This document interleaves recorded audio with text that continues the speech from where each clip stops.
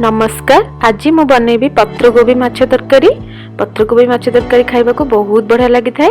तो चलते स्टार्ट करबा आज रेसिपी।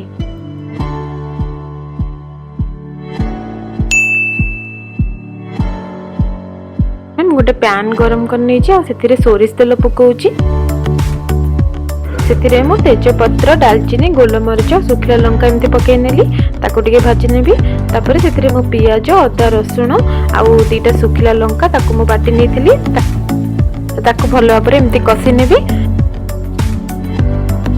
एबे से मु सब सुखा मसला ऐड करि नेबी। हल्दी पाउडर, रेड चिली पाउडर और काश्मीरी रेड चिली पाउडर टिके नेची कलर आसीबा पई।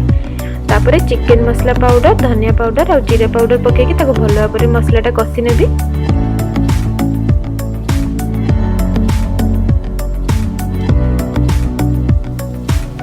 एबे हम मसलाटा भल भाबरे कसी हो गलानी।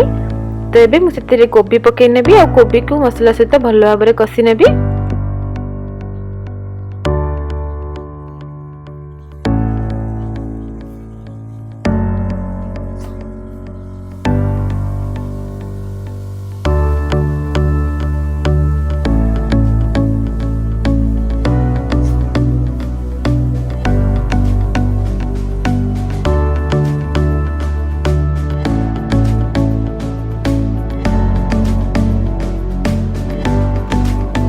टेस्ट अनुसार लूण पकेकी मुझे कवर करके सिझाई छाड़नेबी। ए पानी देविनी से कोबी रू पानी बाहर से सिझेबी।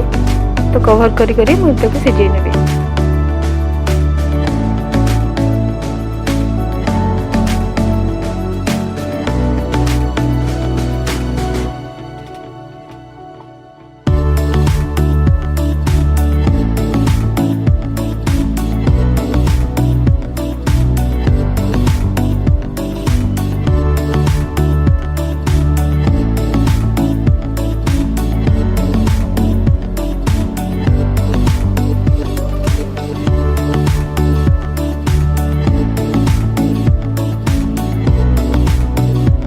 एबे कोबीटा सिझी आसलानी। याको मु लो फ्लेम रे एमती कवर करके सिझी नोथली।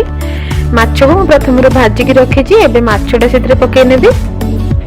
माछ आपण एमती डायरेक्ट पके परिबे नहले आपण एथरो कंटा छोड़ेगी ताको गुंड गुंड करी पके परिबे। गरम मसला और धनिया पत्र पकेकी आ 5 मिनिट मु ताको कुक कर नेबी।